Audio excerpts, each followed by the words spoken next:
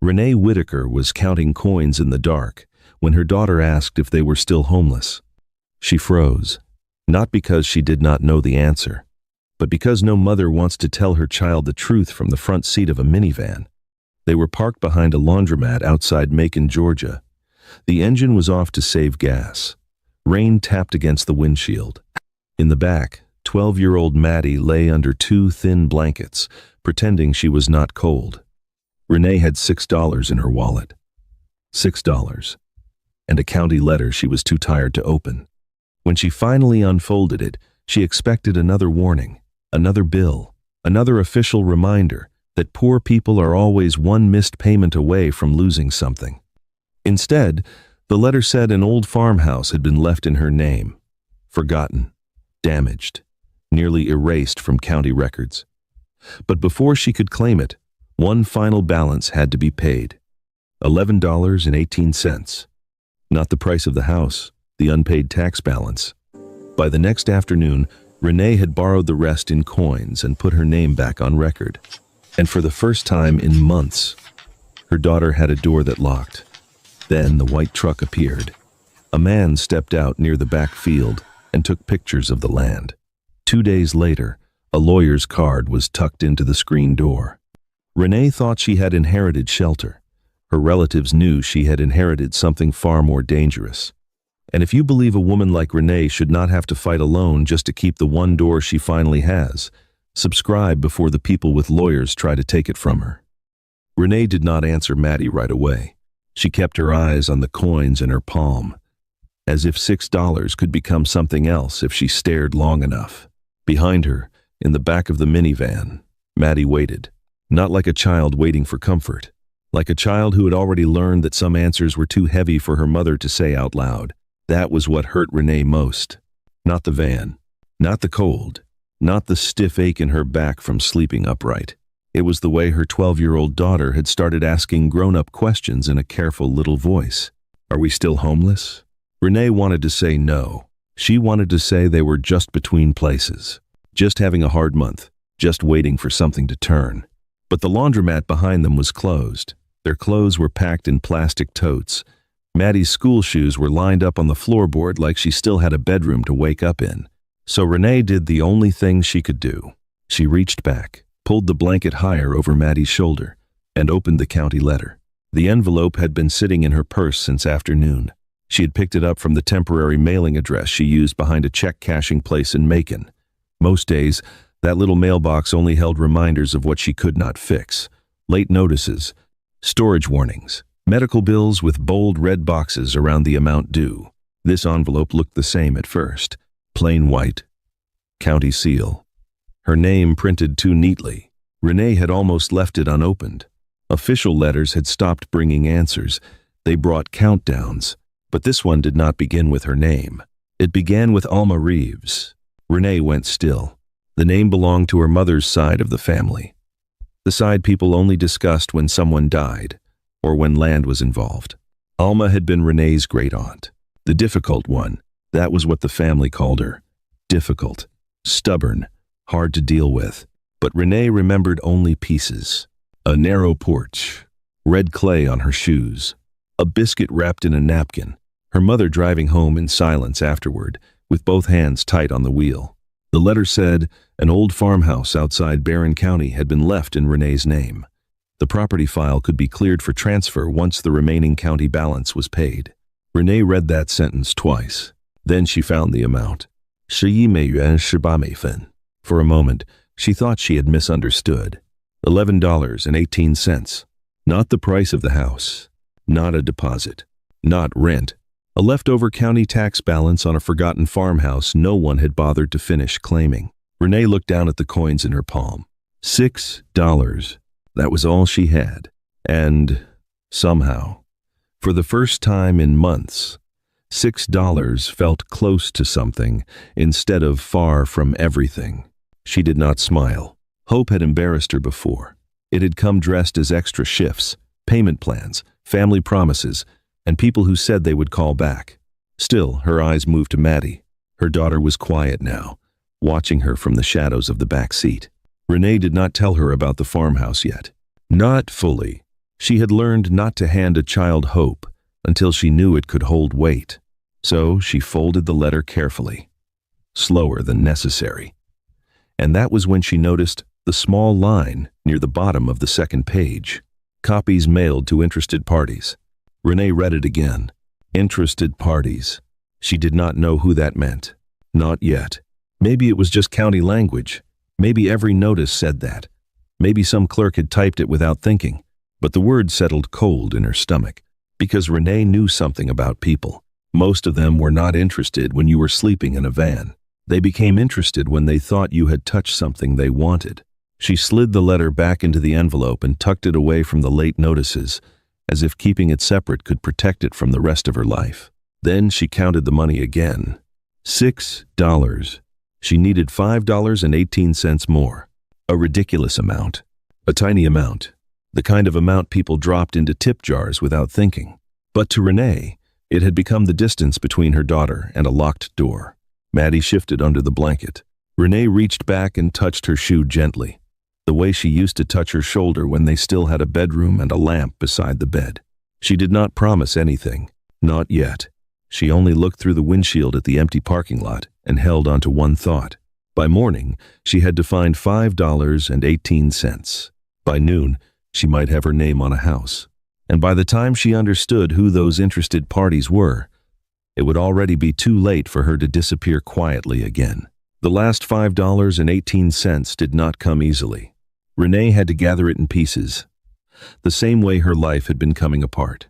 $2 came from a woman folding towels at the laundromat who looked at Maddie sleeping in the van and did not ask for an explanation. A man refilling the vending machine traded Renee's loose nickels and dimes for bills. The gas station cashier pushed 73 cents from the little dish by the register toward her like it was nothing. But it was not nothing. Not that morning. That morning, every coin sounded like a step toward a door she had not seen yet. Renee did not tell Maddie everything as they drove toward Barron County. She only said there was an old family property they needed to check. Her voice stayed calm, almost plain. Maddie looked out the window and nodded. She had learned that when her mother sounded careful, where hope was somewhere nearby, but not safe enough to touch. The county office sat inside a low brick building beside the courthouse, with a flag out front and two old men talking near the steps. Inside, the air smelled like floor cleaner, old paper, and air conditioning turned too high. Renee stood at the counter with the letter folded in both hands. The clerk typed the file number into her computer. Then she paused. Not long, just long enough for Renee to feel it. The clerk asked Renee to confirm her full name. Renee did. Then the clerk looked back at the screen and explained that notices had been mailed to other listed parties, but the balance could still be cleared by the recorded heir. Other listed parties. Renee remembered the small line from the bottom of the letter. Copies mailed to interested parties. She wanted to ask who they were, but the clerk was already waiting for payment. So Renee placed the money on the counter.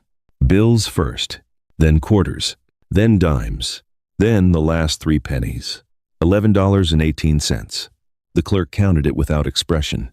Then came the sound Renee would remember. A stamp hitting paper. Small. Official. Final. The clerk slid the receipt back across the counter and told her the property file would show the balance cleared. That was all. No kind speech. No miracle. No warm music swelling in the background. Just a receipt. But Renee held it carefully, because for months, every paper with her name on it had meant loss, eviction, debt, warning, removal. This one meant entry. This one meant she could go in. The farmhouse waited almost 40 minutes from town, down a road that narrowed past pecan trees, rusted mailboxes, and ditches full of high grass. The farther they drove, the quieter Maddie became.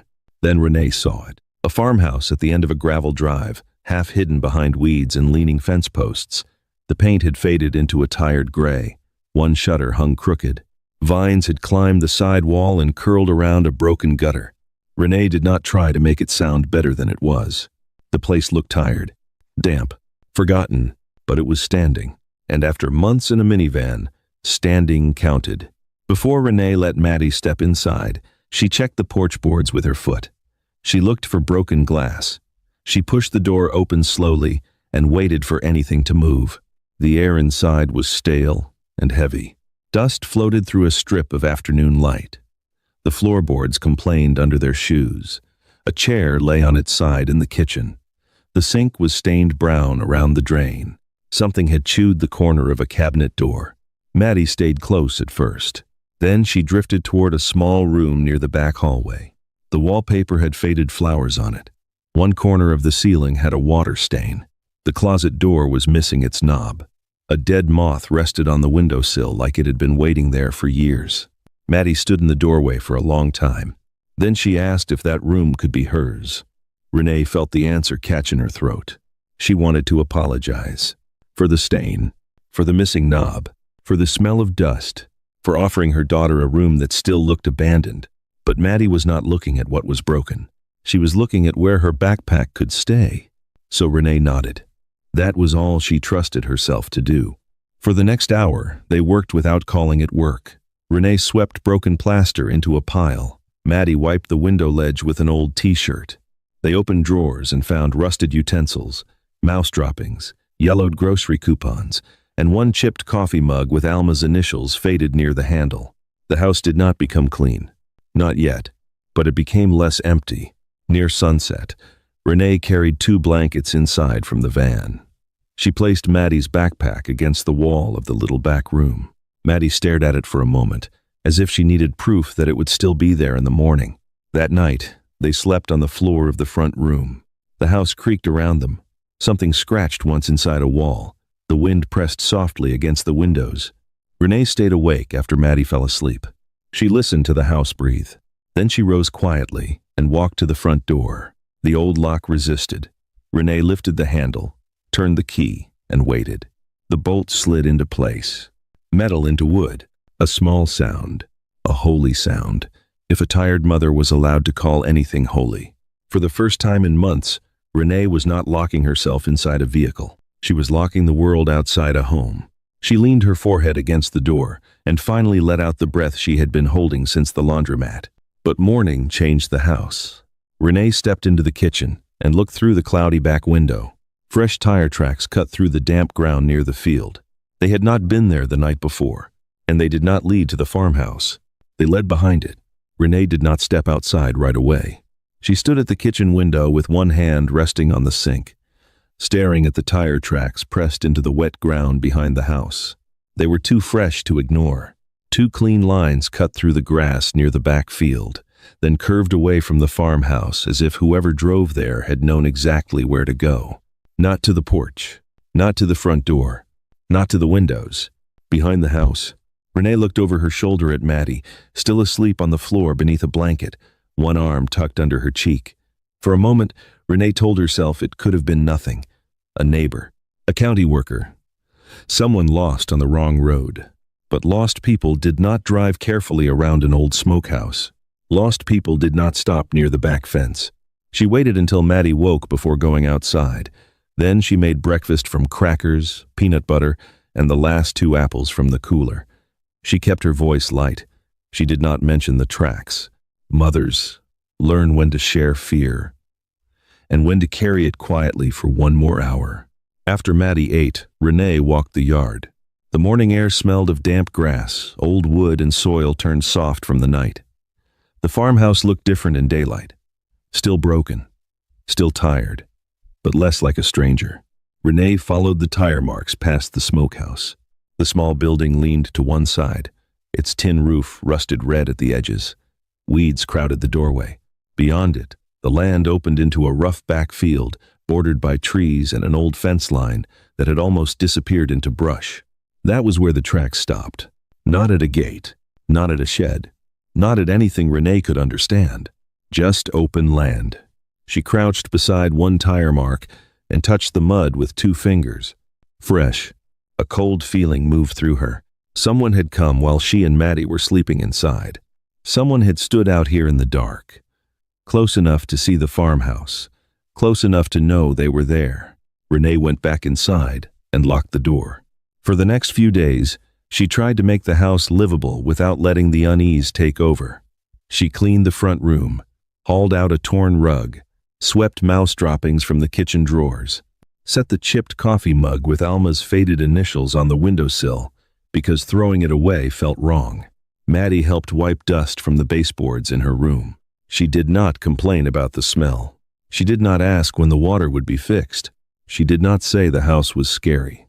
That was Maddie's way of being brave. And Renee hated that a child had become so good at it. By the third afternoon, the farmhouse had begun to show small signs of life. A blanket over the front window, a broom by the door, Maddie's backpack resting in the little room like a quiet claim. Then Renee found the card. It was tucked into the screen door. White, crisp, clean. Too clean for that house. She pulled it free and read the name printed in black letters. Calder, Voss, and Lyle Attorneys at Law. No handwritten note. No phone message. No explanation. Just a business card left where she would have to find it. Renee stood very still.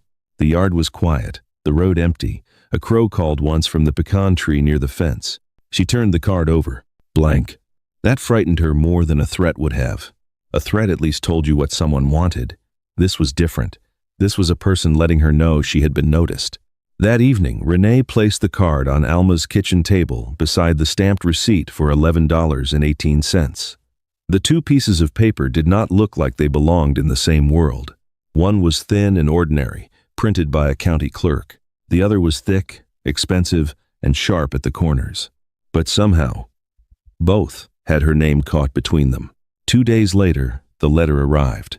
It came in a cream-colored envelope with the same law firm printed in the corner. Renee opened it, standing at the kitchen counter while Maddie sat in the next room, drawing flowers around the edges of an old notebook page. The words were polite. That was the first thing Renee noticed. There had been a misunderstanding regarding the Reeves estate. Her occupancy of the farmhouse might be premature. Certain family members questioned whether the transfer reflected Alma's true intent. Renee should avoid making improvements until the matter was reviewed. Then came the offer. $7,500 for relocation assistance. If she agreed to leave the property and sign away any claim before the issue became costly. Renee read that number twice. $7,500. Enough to make a desperate woman stop breathing. Enough for a motel, a deposit, groceries, a used tire for the van. A little space between today and disaster. For a few seconds, the offer looked like mercy.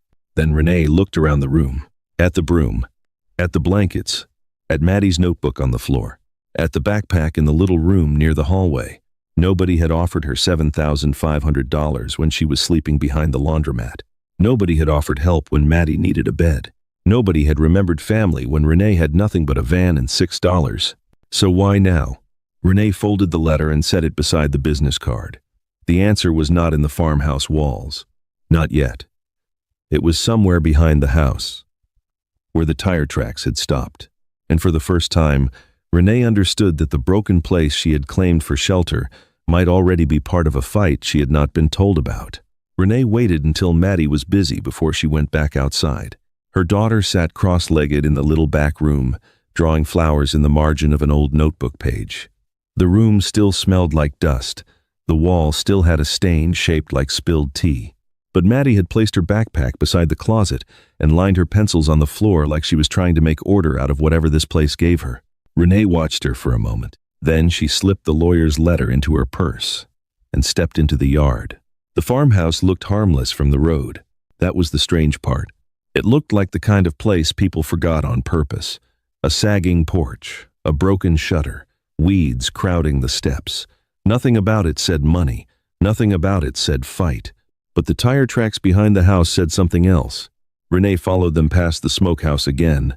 This time, she kept walking. The ground dipped slightly behind the old building, then rose toward the back field. Grass brushed against her calves. Burrs caught on the hem of her jeans. Near the tree line, she saw something she had missed before. A thin strip of orange tape tied to a wooden stake. Then another. Then another. They were small, easy to overlook if a person was only looking at the house. Renee stood still. The stakes did not circle the farmhouse. They did not mark the porch, the well, or the collapsed shed. They ran along the edge of the back field, as if someone had been tracing a path. She did not touch them. Something about those little orange flags felt official in a way she did not understand. and personal in a way she did. A truck slowed on the road behind her. Renee turned quickly. It was not the white truck from before. This one was older, blue, dusty. The driver was an elderly black man in a faded cap, his left arm resting out the open window. He did not drive in at first. He stopped near the mailbox and looked at Renee for a few seconds. Not rudely, just carefully, like a man deciding how much trouble a conversation might bring. Then he eased the truck into the drive. Renee stayed where she was. The man introduced himself as Hollis Crane. He lived 2 properties down, past the bend where the pine trees thickened. His voice was low, measured, and tired in the way older men sound when they have seen the same kind of greed wear different faces. He said he had known Alma, not well enough to claim closeness, well enough to know she was not crazy. That was the first thing he said that made Renee's throat tighten, because nobody in the family ever began with that. They always began with difficult. Hollis looked past the farmhouse toward the orange flags. Then he said the thing Renee would carry back inside like a lit match. People had been coming around that back field for months. Not for the house, for what sat behind it. He did not explain everything. Maybe he did not know everything. Maybe he knew more than he wanted to say in a yard where sound could travel.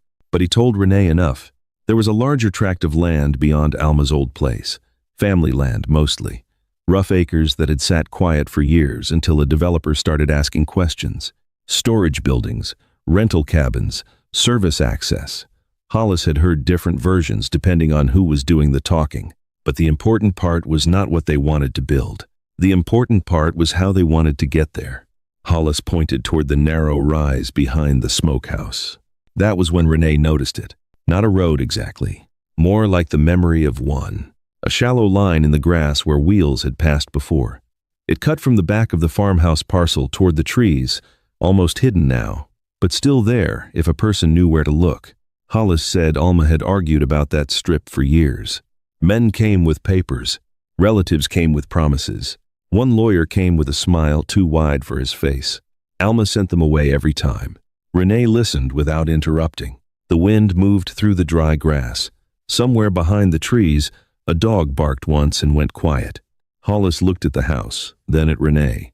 He said people were always comfortable calling an old woman stubborn when she refused to sign away something they wanted. Then he got back in his truck. No dramatic warning. No full explanation. No neat answer.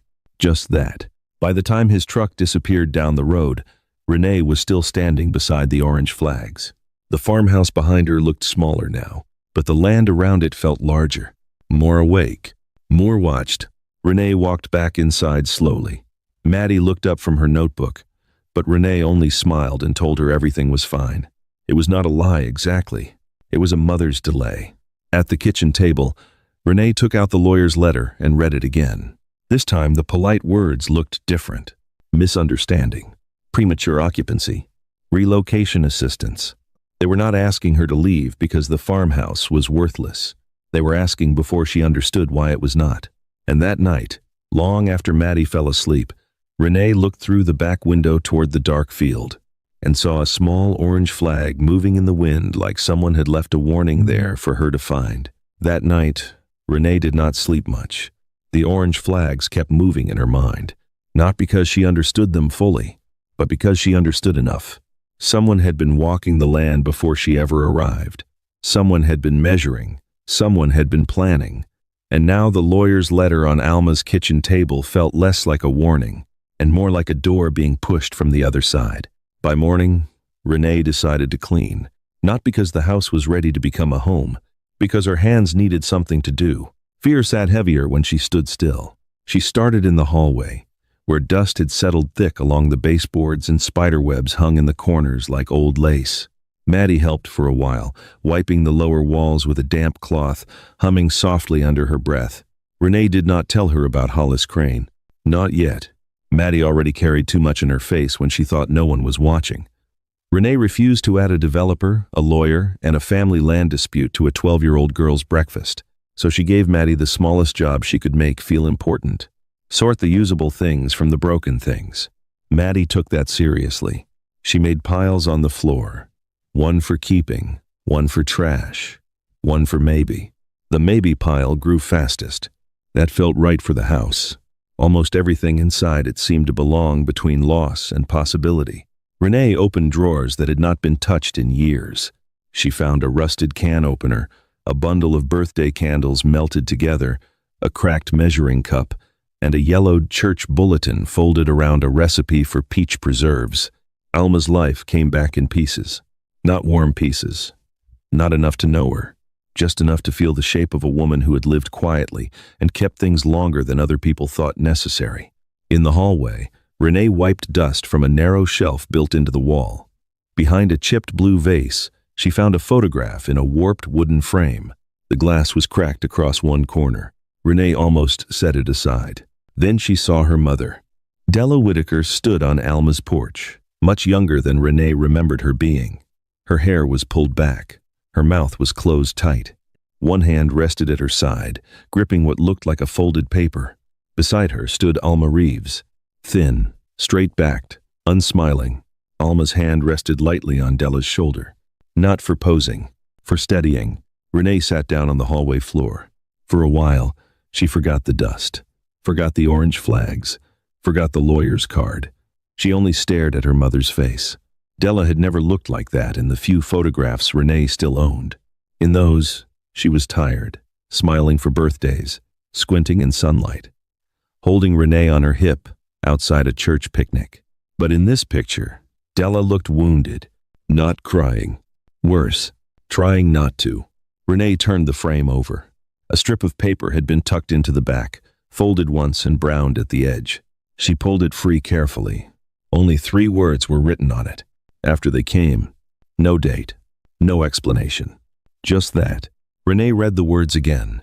After they came, the house seemed quieter around her. From the back room, Maddie called out to ask whether a chipped coffee tin should go in the maybe pile. Renee answered yes, though her voice came out smaller than she meant it to.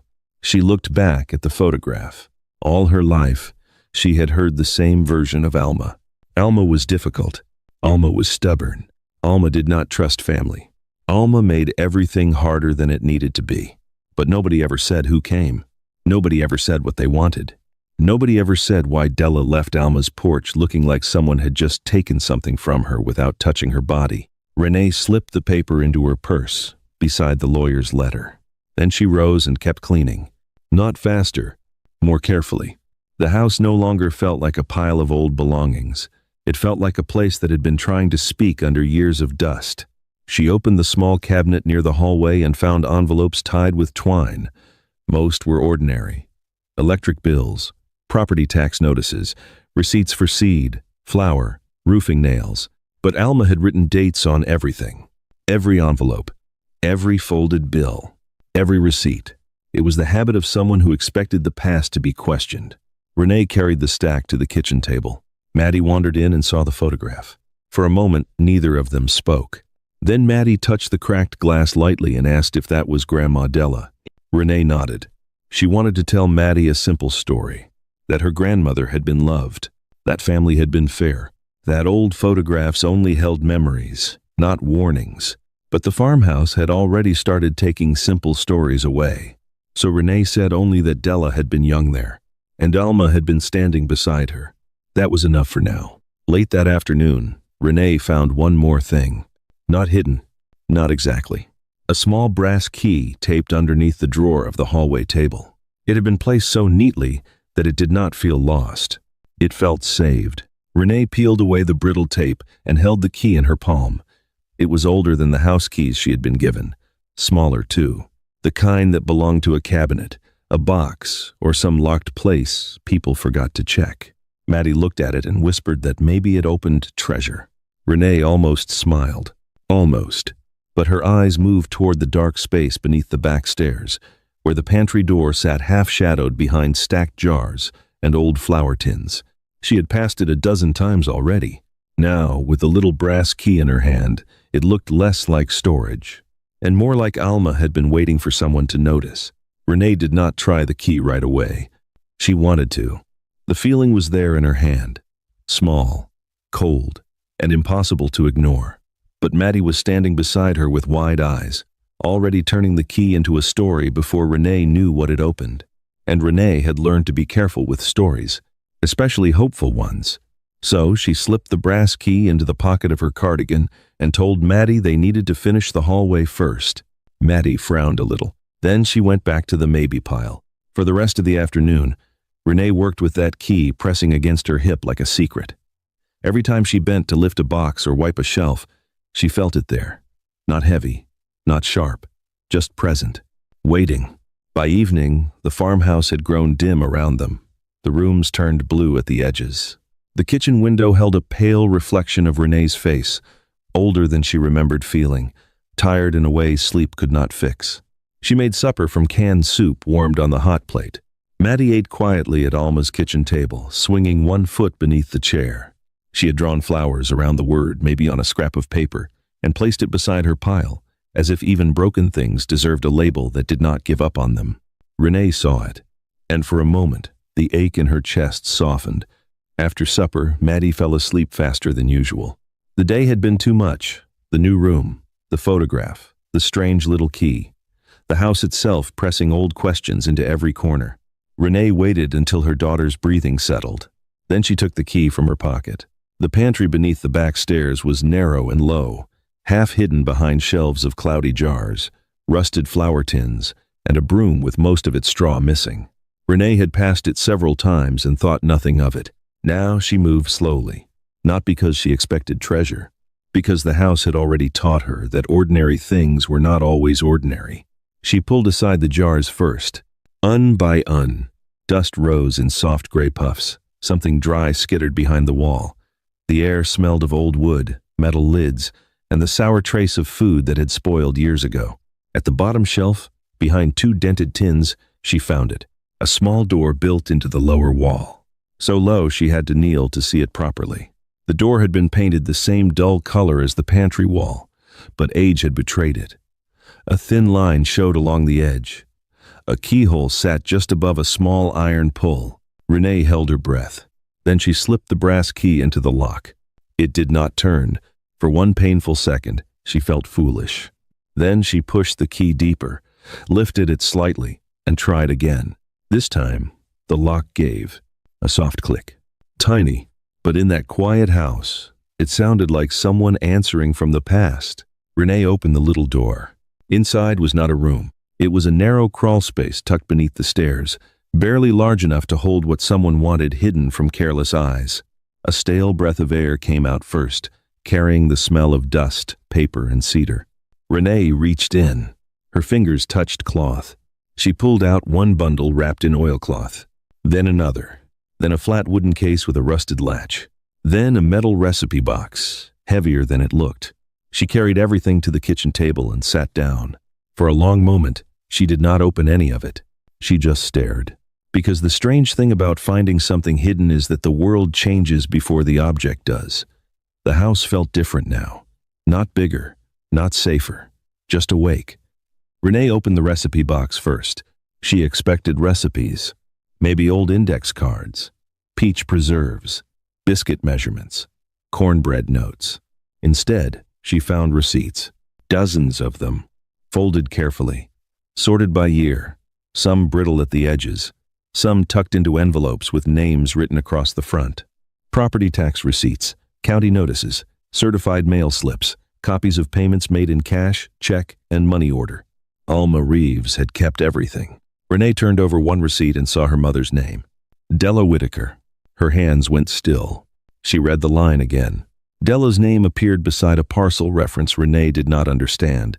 The date was years before Renee was old enough to remember anything clearly. Another receipt carried Alma's name. Another mentioned a boundary adjustment. Another had a handwritten note in the corner. Della paid her part. Do not lose this. Renee sat back slowly. The kitchen seemed to tilt. All those years, family stories had made Della sound like someone who drifted away from old land, old duties, old ties. But the papers on the table suggested something else. Della had paid. Della had been connected. Della had not simply walked away. Renee opened the oilcloth bundle next. Inside were letters, some written by Alma, some sent to her, some from law offices Renee had never heard of. The language was formal, but the pattern underneath was not hard to feel. Requests, follow-ups, reminders, offers. Pressure dressed as patience. Different dates, different letterheads, same desire. Someone had wanted Alma to sign. Again and again. Renee found no single page that explained everything. That would have been too easy. Instead, the truth came like a shape behind fog. A line about access, a note about family acreage, a reference to a strip behind the residence, a refusal written in Alma's tight handwriting. No right of passage granted. Renee whispered the words without meaning to. Then she stopped herself and looked toward the front room. Maddie was still asleep. Good. This was not yet for a child. The flat wooden case came last. Its latch resisted, then opened with a dry scrape. Inside were maps, old survey copies, folded along worn lines, property sketches, boundary markings, pencil notes, red circles around places Renee had walked without understanding. She spread one map across the table. Her eyes searched until she found the farmhouse, a small square near the front road. Behind it, a narrow strip ran past the smokehouse and toward the larger wooded tract beyond. The same direction as the tire tracks, the same direction as the orange flags, the same direction Hollis had pointed. That strip had been circled in red. Beside it, in Alma's handwriting, were 5 words. They cannot cross without me. Renee stared at the sentence until the letters seemed to deepen into the paper. Not they should not. Not they might not. Cannot. A legal word hiding inside a woman's stubborn hand. The lawyer's letter came back to Renee's mind. Misunderstanding. Premature occupancy. Relocation assistance. Now those words sounded different. Smaller. Less polite. More afraid. Renee lowered herself into the chair. The farmhouse was quiet except for Maddie breathing in the next room and the old refrigerator clicking uselessly in the corner. Outside, the dark field waited behind the house. For the first time, Renee understood why no one had cared when she was sleeping in a van, and why they cared now. She had not inherited a broken farmhouse by accident. She had inherited the thing Alma had refused to give them. Renee gathered the maps carefully. Then she noticed one envelope still inside the wooden case, flat against the bottom. It was not labeled by year. It was not addressed to a lawyer. It had only one word written across the front in faded ink. Renee. Renee did not open the envelope at first. She only held it. The paper was old and soft at the edges, the kind of paper that had waited too long in a dark place. Her name sat across the front in Alma's faded handwriting. Not Renee Whitaker. Not a legal name. Just Renee. That made it harder to touch. For a moment the kitchen felt too quiet. The maps were still spread across the table. The receipts sat in careful piles. The lawyer's letter waited beside them like a clean lie dressed in expensive paper. In the next room, Maddie slept under 2 blankets on the floor. Renee looked toward her. Then, back at the envelope. All her life, she had known what it felt like to be remembered only when someone needed something. A favor, a ride, a shift covered, a loan paid back, a family obligation no one else wanted. But this felt different. This felt like someone had remembered her before she ever arrived. Renee slid one finger under the flap and opened it. Inside was a single folded page. Alma's handwriting was smaller here than it had been on the maps, less steady. Some words leaned into each other. Others faded where the ink had thinned. Renee read slowly. Alma did not waste time explaining what she feared. She wrote like a woman who had already spent years being ignored. She wrote that people would call the farmhouse worthless until the day they needed it. She wrote that nobody should hurry Renee into signing anything. She wrote that Della had not walked away from the family land the way people claimed.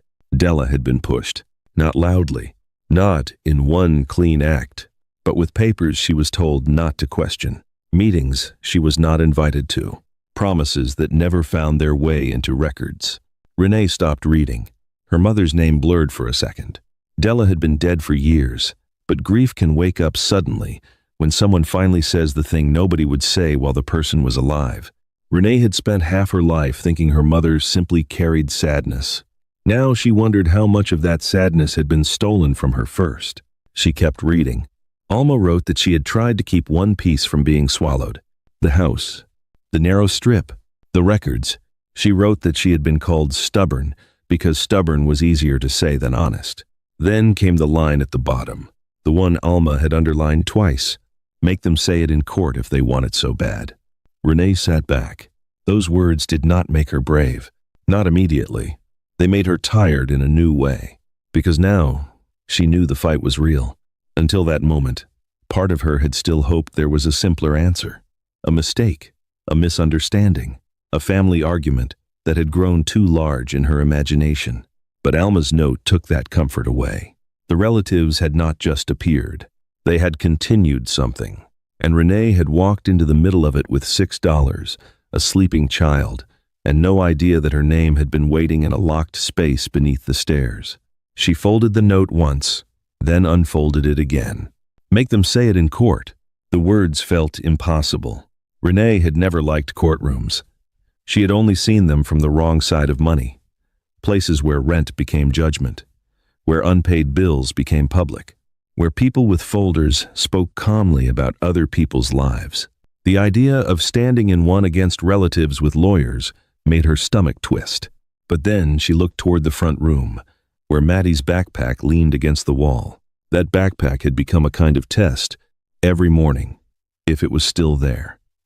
If no one had made them leave. If Maddie could pick it up from the same place, then the world had held for one more day. Renee placed Alma's note beside the $11.18 receipt. Two small pieces of paper. One had opened the door. The other told her why people wanted it closed. The next morning, Renee began sorting. Not beautifully, not professionally. She used what she had: grocery bags, rubber bands, envelopes, a spiral notebook Maddie had not used for school yet. She made piles across Alma's kitchen table. Receipts, maps, letters, county notices, things with Della's name, things with Alma's signature, things she did not understand yet. Maddie woke and stood in the doorway, rubbing one eye. Renee almost swept everything back into the wooden case. Then she stopped. Secrets had protected the papers for years, but secrets had also protected the people who made the damage. So she let Maddie see the table. Not everything. Enough. Maddie sat across from her and started helping without being asked. She wrote dates on small slips of paper. She placed matching envelopes together. She smoothed curled receipts with both hands, serious as a clerk. Renee watched her daughter work and felt something sharp and tender at the same time. A child should not have to help her mother build a defense, but Maddie was not frightened by the papers. She was steadied by them. After so many months of having no proof that tomorrow would be better than today, proof itself felt like comfort. By afternoon, the kitchen had changed. It no longer looked like a room in an abandoned farmhouse. It looked like a place where a woman was learning how not to disappear. Names were written on notebook pages, dates lined up. A map was taped flat at the corners with small strips of masking tape. Alma's sentence sat in the center of the table. They cannot cross without me. Beside it, Renee placed the second sentence. Make them say it in court. For the first time since the lawyer's card appeared, Renee did not feel only chased. She felt warned. There was a difference. Being chased meant running from someone else's plan. Being warned meant someone had left her time to prepare. That evening, while Maddie washed the chipped coffee mug in a bowl of warm water, another envelope arrived. Not in the mailbox, tucked into the front door. Renee saw it when she went to shake dust from the broom outside. Cream-colored, thick. Same law firm, same sharp printing in the corner. Her hand tightened around the broom handle. She opened it at the kitchen table. This letter was shorter, colder. It said any documents, records, maps, or personal property found inside the farmhouse might belong to the estate and should be preserved for review. It warned that removing, concealing, or altering such materials could affect the pending claim. Renee read the sentence again. Documents, records, maps, not furniture, not dishes, not the cracked mirror, maps. She looked at the table, at the piles, at Alma's note, at the red circle on the old survey. The relatives did not know exactly what she had found, but they knew enough to be afraid of it. Maddie stood beside her now, quiet. Renee folded the letter and placed it with the others. She did not cry. She did not panic. She only reached for the spiral notebook and wrote one new heading at the top of a clean page. Things they asked for after I found them. Then she looked toward the dark window, where the backfield had already disappeared into night. Somewhere beyond that glass was the strip Alma had refused to give away. Somewhere beyond it were people who thought a homeless mother would be easier to move than an old woman had been. Renee touched Alma's note with 2 fingers. The farmhouse no longer felt like charity. It felt like testimony. And by morning, she would have to find someone who knew how to read it. By sunrise, Renee had turned Alma's kitchen table into something that looked almost official. Almost. The papers were still held down by soup cans and chipped mugs, the maps still curled at the edges. The spiral notebook had coffee stains on the cover, and Maddie's pencil marks ran darker in some places where she had pressed too hard. But the mess had order now. Dates, names, receipts, letters, questions Renee did not yet know how to ask properly. That mattered, because fear was loudest when everything was scattered. Renee packed the documents into 2 grocery bags and 1 old tote with a broken zipper. She placed Alma's note in her purse, separate from everything else. Not because it was the most legal piece of paper, because it was the one that kept her standing. Maddie watched from the hallway. She had brushed her hair and put on the cleanest school shirt she had. The collar was slightly stretched, but she had tucked it in anyway. Renee wanted to say something comforting. Instead, she checked the window. No white truck. No strange car. No one parked near the backfield. Still, she locked the door twice before they left. The county recorder's office sat in the same brick building where Renee had paid the $11.18 balance. This time, walking through the door felt different. The first time, she had come with coins. Now she came with proof. Or at least, with the hope that some of it was proof. The clerk at the counter was the same woman from before. Gray hair pinned low, reading glasses hanging from a chain. A face that did not give away much. She recognized Renee. Renee could tell by the way her eyes moved from Renee's face to the grocery bags, then back again.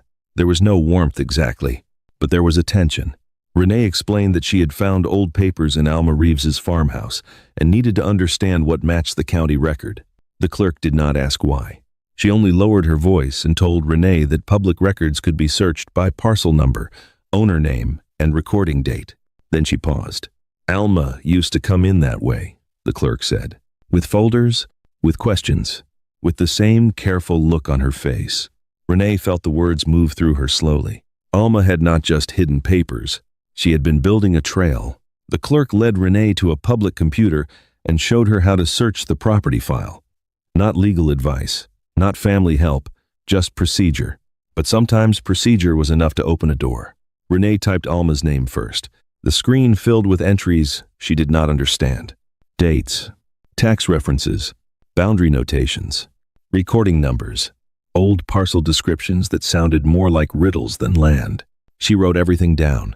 Slowly, Maddie sat beside her, quiet and serious, copying numbers into the notebook whenever Renee pointed.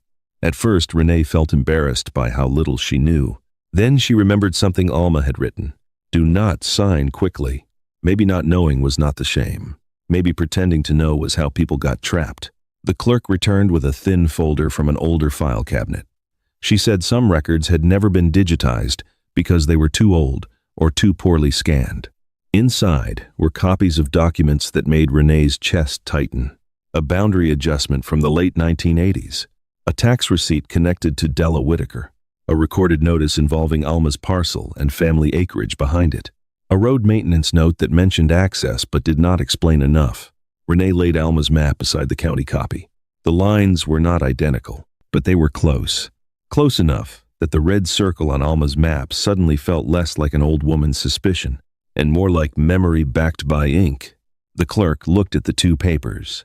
She did not say much, but her face changed. Just a little. That was enough for Renee to notice. The clerk said there was someone Renee should talk to.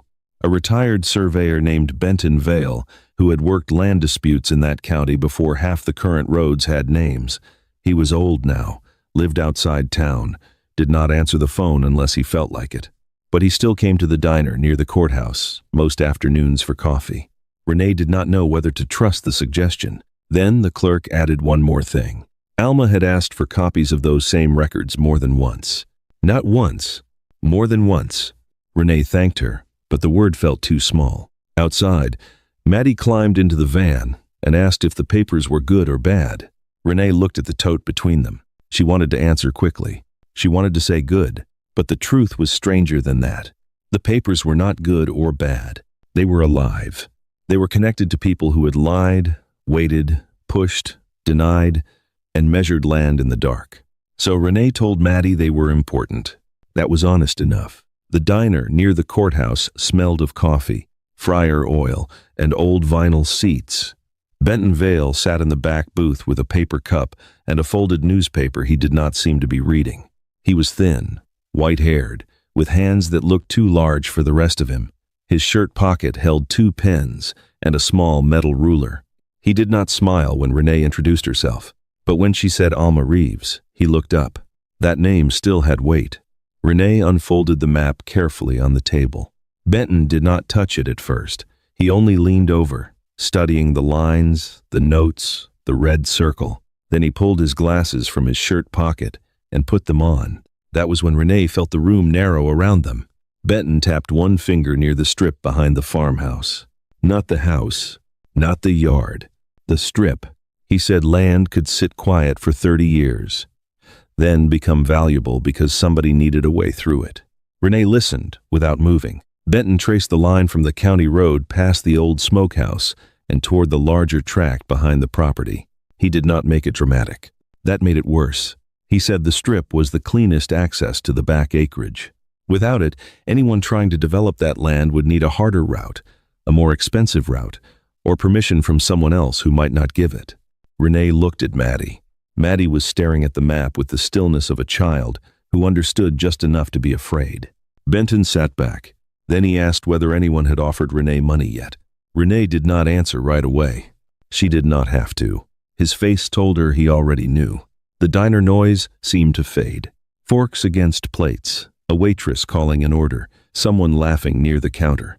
All of it kept happening while Renee sat there understanding that the offer was not kindness. It was a discount, a cheap price placed on her ignorance. Benton pointed once more to the red circle. He said Alma knew what that strip meant. Maybe not all the modern development plans, maybe not every number or company or deal, but she knew enough not to sign. Renee folded the map with careful hands. For the first time, the farmhouse did not feel like something she had stumbled into. It felt like something she had been handed with instructions buried inside it. When they left the diner, the sky had gone pale with late afternoon heat. Renee placed the map on the passenger seat and buckled the tote beside it, as if paper could need protection like a person. On the drive back, Maddie did not ask if they were safe. She asked if Grandma Della had known. Renee kept both hands on the wheel. That question reached deeper than the land. Because if Della had known, then something had been taken. And if she had not known, then maybe something had been stolen so quietly she never had the chance to fight it. Renee did not have an answer. Not yet. When they reached the farmhouse, she saw no trucks in the field, no men by the fence, no business card in the door. For one small second, the place looked peaceful. Then Renee noticed the mailbox. The lid was open. She knew she had closed it before they left. Inside was another cream-colored envelope from the law firm. This one was thicker than the others. And written across the front in black ink were 4 words that made Renee's hand go cold. Notice of formal claim. Renee did not open the envelope outside. She stood at the mailbox with the thick cream paper in her hand and felt the whole yard watching her. The farmhouse was quiet behind her. Too quiet.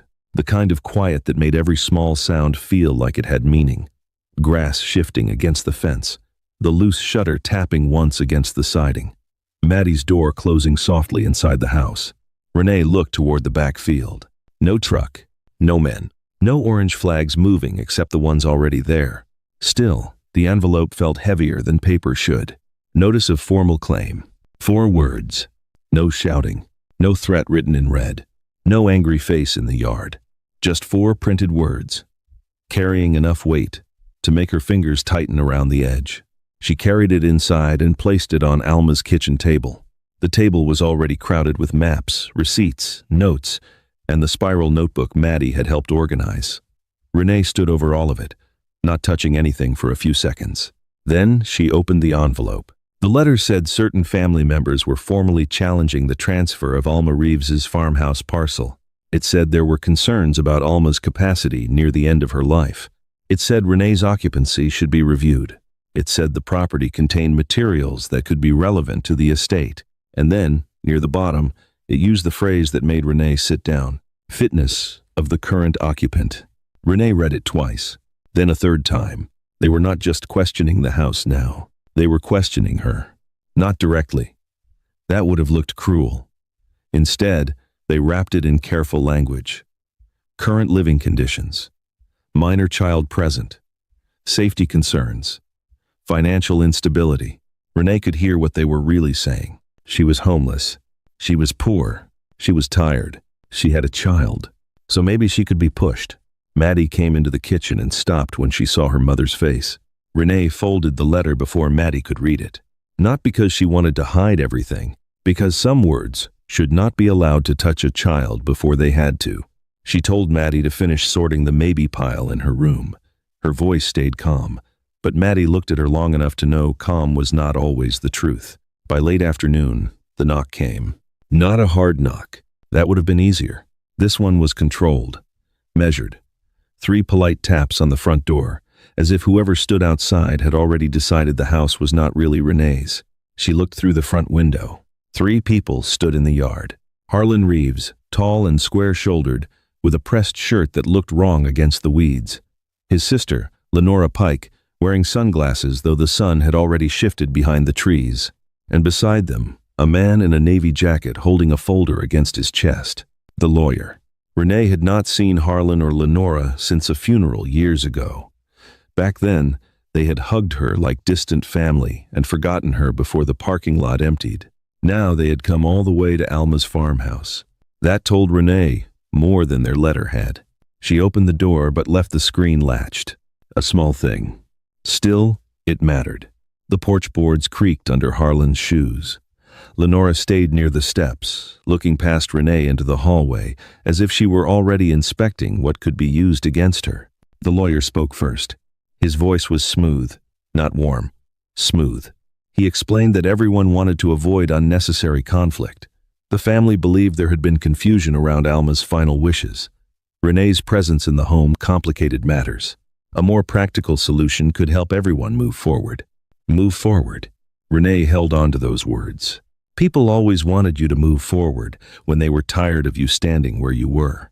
Harlan added that no one was trying to hurt her. That almost made Renee laugh. Not because it was funny, because people who were not trying to hurt you rarely arrived with an attorney. Lenora looked toward the hallway again and asked whether Maddie was staying there full time. The question was soft. The meaning was not. Renee felt heat rise in her face, but she kept her hand on the doorframe and said nothing more than she needed to. The lawyer opened the folder. The offer had changed. The amount was higher now, enough to sound generous if someone did not know why they were paying it, enough to make a person remember empty gas tanks, unpaid bills, and a child sleeping under thin blankets. But Renee had seen the map. She had heard Benton Vale tap the table. She had read Alma's note. So, the money did not look like help anymore. It looked like a lid, something meant to close over the truth before it got air. Harlan's tone shifted when Renee did not reach for the papers. He said court could take months. He said repairs would cost more than the house was worth. He said developers did not wait forever. Then he stopped himself. But too late. Renee caught it. Developers. The word hung there between them. Not estate. Not family. Developers. Lenora's mouth tightened. The lawyer glanced down at his folder. For the first time since they arrived, the smoothness cracked. Renee did not pounce on it. She did not accuse anyone. She did not shout. She simply stood there, with the screen door between them and Alma's house at her back. That restraint did more than anger would have. It made them keep talking. Lenora stepped closer. She said Renee needed to think about Maddie. A place like this could invite questions. Social workers, school concerns, safety inspections. It would be unfortunate if things became harder than they had to be. There it was. Not a threat. Worse, a suggestion dressed like concern. Renee's fingers tightened on the frame. For 1 second, she was back in the minivan behind the laundromat, counting coins, trying to make $6 become shelter. They knew that version of her existed, and they were trying to bring her back into the room. Then Harlan said it, quietly, almost kindly. A woman in her situation should be realistic. Renee looked at him for a long moment. Her situation. He meant the van. He meant the money. He meant Maddie. He meant every vulnerable thing he thought could be used as a handle. But in Renee's mind, another voice rose. Almas. Make them say it in court if they want it so bad. Renee did not open the screen door. She did not take the papers.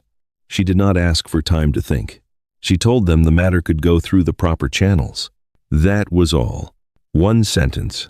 Plain. Shaking at the edges, maybe. But said. The lawyer closed the folder slowly. Harlan stared at her, as if he had misread the room. Lenora looked past Renee one last time, toward the hallway where Maddie had gone quiet. Then they left. Their car doors closed one after another. The engine started. Gravel shifted under the tires as they backed out and drove away from the house they had called worthless until Renee refused to leave it.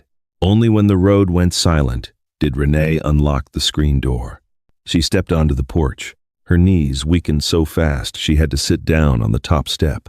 The whole yard blurred, not from tears at first, from the body finally admitting what the face had hidden. Inside, Maddie came to the doorway and sat beside her without asking a question. She placed one small hand over Renee's.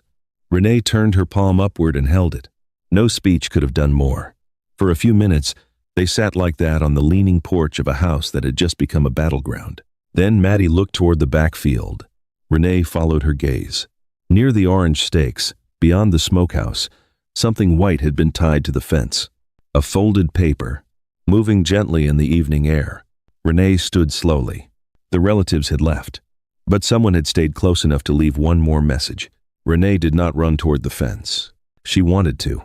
Every nerve in her body told her to move fast, to snatch the white paper down before the wind took it, before someone stepped out from the trees, before Maddie saw more than she needed to see.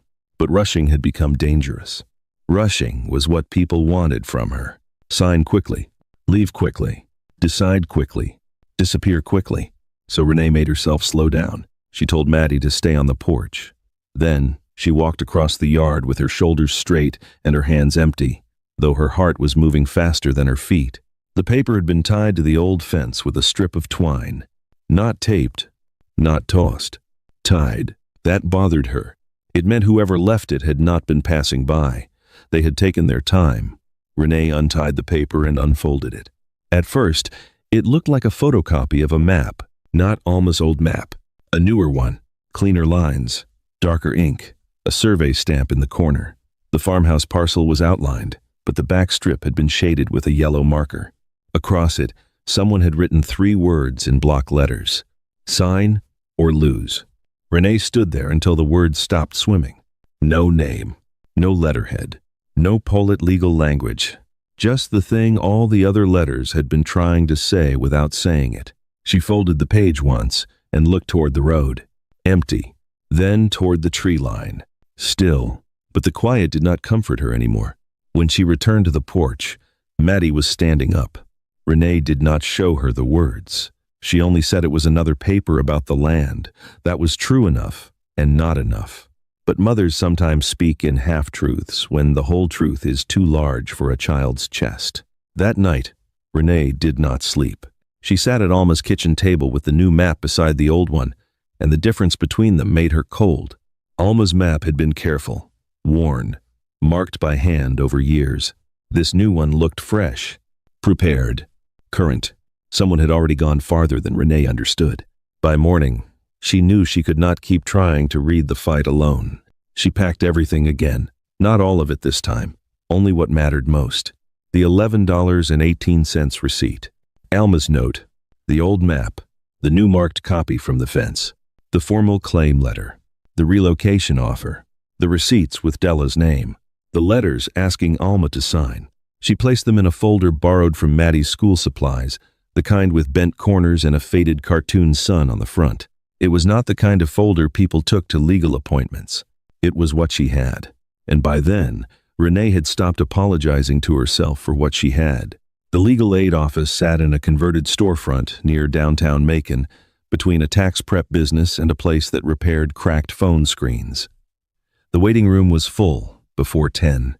An old man with oxygen tubing, a young mother bouncing a baby on her knee, A warehouse worker still wearing steel-toed boots. A woman holding a folder with both hands like it might run away. Renee recognized that grip. She had it too.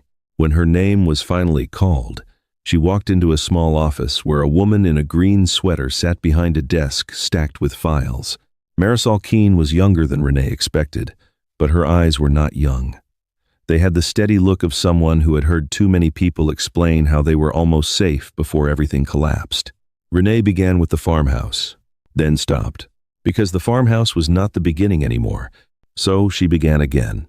She told Marisol about the minivan, the letter, the $11.18 balance, the county receipt, Alma, the lawyer's card, the orange flags, Hollis, Benton Vale, the locked pantry, the old maps, the new map tied to the fence. Marisol listened without interrupting. That alone nearly undid Renee. So many people had interrupted her life with advice, with judgment, with shortcuts, with reasons she should take less and be grateful. Marisol only listened. Then she opened the folder, one page at a time. Renee watched her face for signs of disbelief, a raised eyebrow, a polite smile. That little shift people make when they decide your story is too messy to be useful. It never came. Marisol sorted the papers into separate piles. Ownership, pressure, land access, family history, threats. Renee stared at the piles. The same papers that had looked like confusion on Alma's kitchen table looked different under Marisol's hands. Not solved, but seen. Marisol explained that truth and evidence were not the same thing. Truth was what happened. Evidence was what could survive someone denying it. That sentence stayed in the room. Renee thought of Della, of Alma, of the photograph marked after they came, of all the years when family stories had been told by the people loud enough to keep talking. Maybe that was why Alma kept receipts. Maybe she knew memory alone could be bullied. Paper was harder. Marisol said the $11.18 receipt mattered because it showed Renee cleared the outstanding balance properly. The probate notice mattered because it tied her to the transfer. The old letters mattered because they showed Alma had been pressured before. The maps mattered because the same strip appeared across different records. And the new paper from the fence. Marisol paused over that one. That was the first time Renee saw anger on her face. Not loud anger, controlled anger. The useful kind. Marisol said anonymous intimidation was different from formal legal notice. She asked if Renee had touched the flags, moved any documents, or signed anything. Renee said no. For the first time all morning, that answer felt like strength. Not because she had known what she was doing, because she had been too cautious to make their job easy. Marisol made copies of everything. Then she wrote down 3 tasks for Renee. Do not sign anything. Do not surrender original documents without a receipt and legal review. Document every visit, letter, vehicle, and threat. Renee copied the list in her own notebook. The words were simple. That helped. After years of feeling like life was written in language designed to exclude her, simple instructions felt like a handrail. Before Renee left, Marisol asked one more question. Had the relatives mentioned development before Renee discovered the access issue? Renee remembered Harlan on the porch. Developers do not wait forever. She nodded. Marisol wrote that down slowly, slower than the other notes. Renee noticed. On the drive home, the folder sat on the passenger seat, thicker now with copies and marked tabs. Maddie was still at school, and for the first time in days, Renee had 20 minutes alone with her own thoughts. She did not feel safe, but she felt less blind. That was not the same thing. It was enough for one afternoon. When she reached the farmhouse, she saw no one by the fence. No white truck, no relatives on the porch, only the house, waiting in the light like it had been holding its breath with her. Renee carried the folder inside and placed it on Alma's kitchen table. Then she opened her notebook and wrote the date.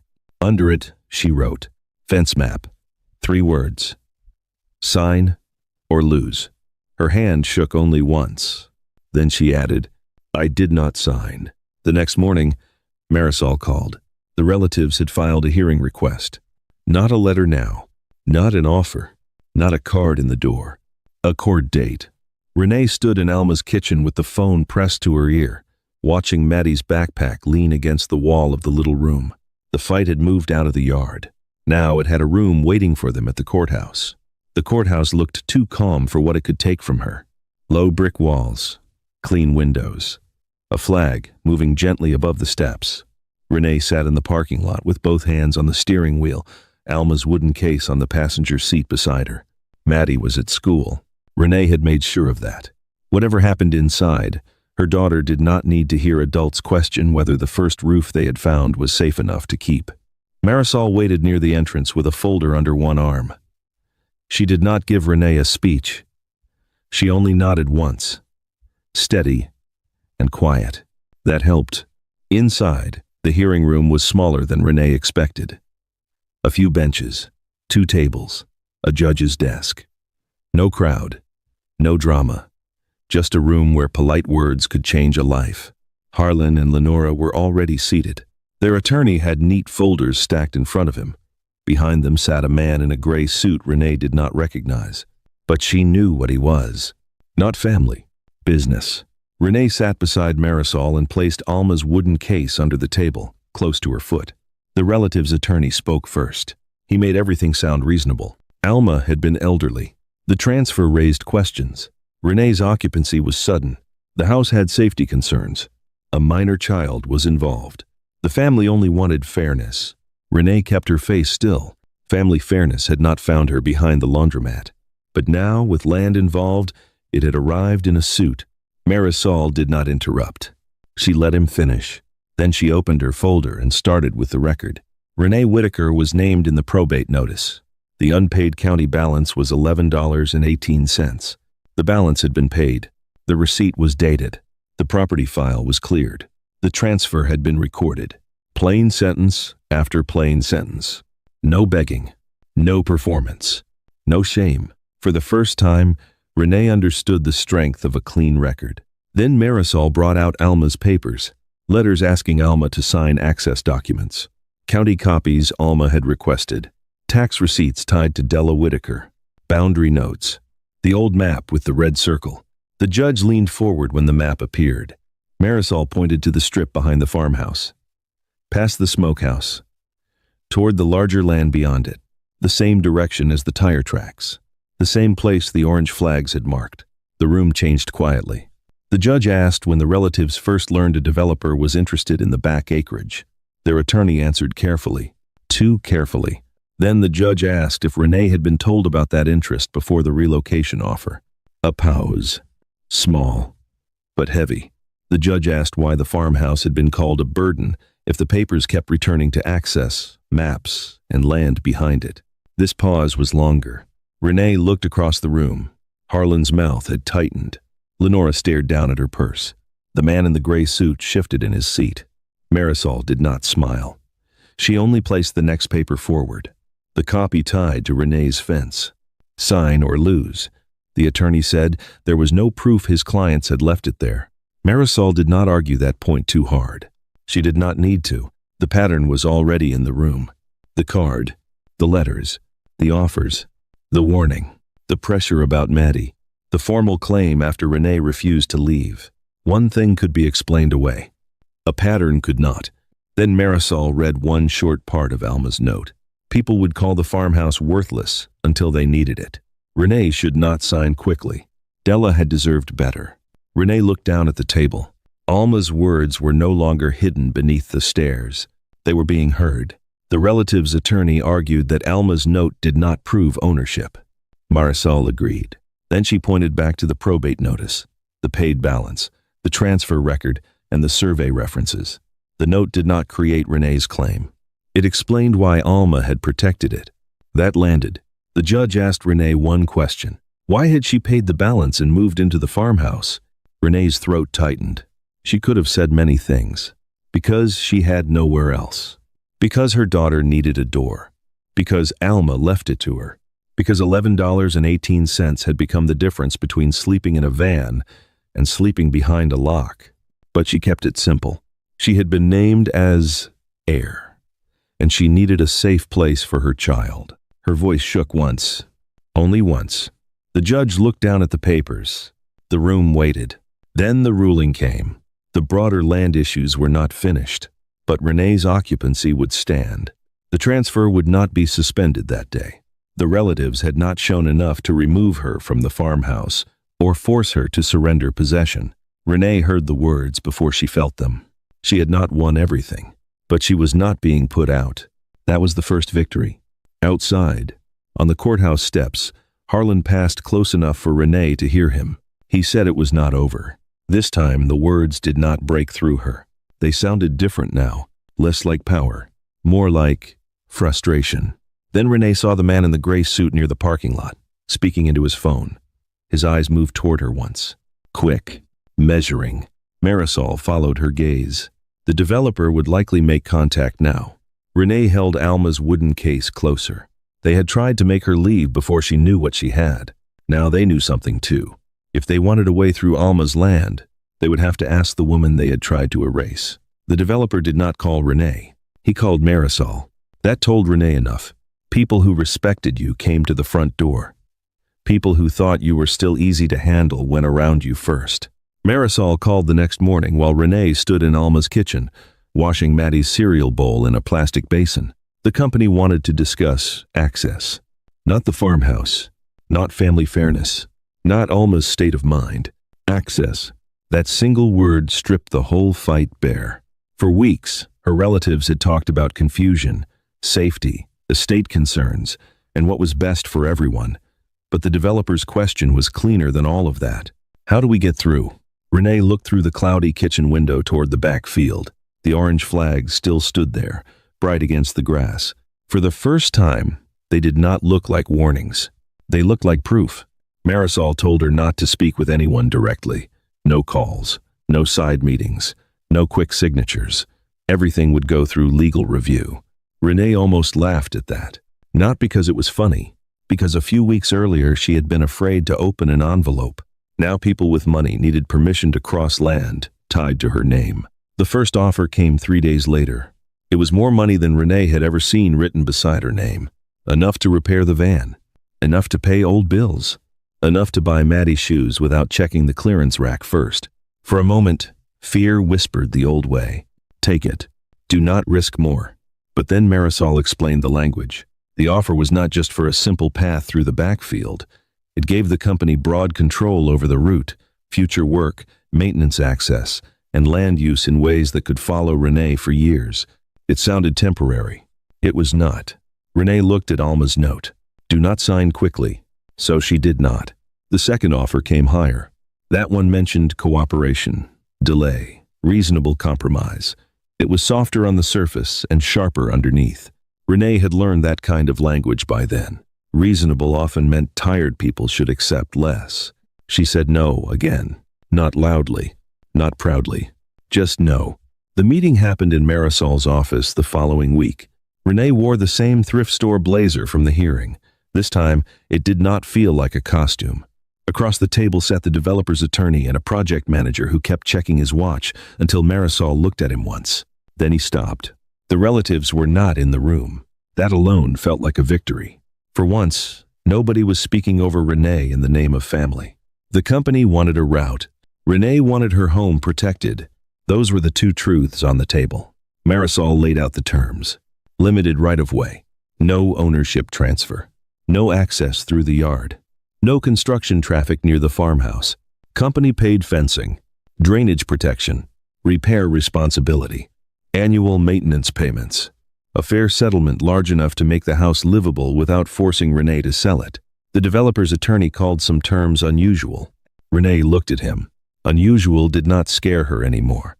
Unusual was what people said when they expected you to be grateful for less. The project manager said they had timelines. Renee thought of Maddie in the back of the minivan, asking if they were still homeless. She thought of the screen door card, the fence warning, the words, sign or lose, Alma's papers waiting in the dark. Then she said the route would not come through her life, unless her life was protected. The room went quiet. Renee did not rush to fill it. That was new too. The men stepped outside to make a call. When they returned, the answer was not perfect, but it was enough. They accepted the limited right-of-way framework. The final wording would still need review, but the shape of the deal had changed. They were no longer trying to move Renee out. They were negotiating how to move around her. That evening, Renee found Maddie sitting on the porch steps with a library book open on her knees. For 1 second, Renee just watched her. No blanket in the back seat. No backpack clutched like luggage. No question about where they would park. Just a child on a porch, waiting at home. Renee sat beside her and said the words carefully. They were staying. Maddie leaned into her side without speaking. Across the field, the orange flags moved gently in the wind. They no longer marked the place strangers wanted to take. They marked the line Renee had finally learned not to cross against herself. 1 year later, the farmhouse still looked old, but it no longer looked abandoned. The porch held under Renee's feet now. The front door closed without lifting the handle. The kitchen light stayed steady when the wind moved through the trees. Maddie's room had curtains, pale yellow ones she picked herself from a clearance bin in Macon. The house was not perfect. The hallway floor still dipped in one place. The smokehouse still leaned. The back field still needed more work than Renee could do in one season. But every morning Maddie walked out of that house with her backpack on her shoulders, and every afternoon the school bus brought her back to the same place. That was what mattered. Not perfect, steady. The agreement with the developer did not make Renee rich overnight. Real life rarely works that way, but it gave her breathing room, enough to repair the roof, enough to fix the plumbing, enough to put savings away for Maddie, enough to stop measuring every problem against the fear of losing everything again. The relatives never apologized. Harlan did not come back to explain himself. Lenora never admitted what the family had tried to do. The lawyer's letters stopped, but the silence that followed was not regret. Renee learned to live without their apology. That became its own kind of freedom. Some people never give you closure. They only lose the power to hurt you. On the wall beside the back door, Renee hung the receipt from the county office. Shi mei yuan shiba mei fen. Visitors sometimes noticed it and asked why anyone would frame something so small. Renee never gave the whole story first. She only said it was the day her name came back. And that was true. That receipt was not proof that she bought a house. It was proof that she had stepped into a record other people hoped would stay quiet. It was proof that a forgotten balance, a broken farmhouse, and an old woman's careful papers had done what no one expected. They gave a homeless mother a place to stand. One evening, while cleaning the attic, Renee found one final photograph tucked behind a loose board. It showed Alma, Della, and Renee as a little girl on the farmhouse porch. Renee was holding something in both hands, maybe a biscuit, maybe a folded napkin. Della stood stiff beside her. Alma stood behind them both, one hand resting near Della's shoulder. On the back, in faded handwriting, Alma had written, "For Renee, if she ever needs home." Renee sat on the attic floor for a long time. For years, she had thought her family history was made only of people who forgot, took, lied, or looked away. But one woman had remembered. Quietly, carefully, legally. Enough. That night, Renee placed the photograph in the kitchen cabinet where she kept the coffee mugs. Not hidden, just private. A reminder she would see every morning before the day asked anything from her.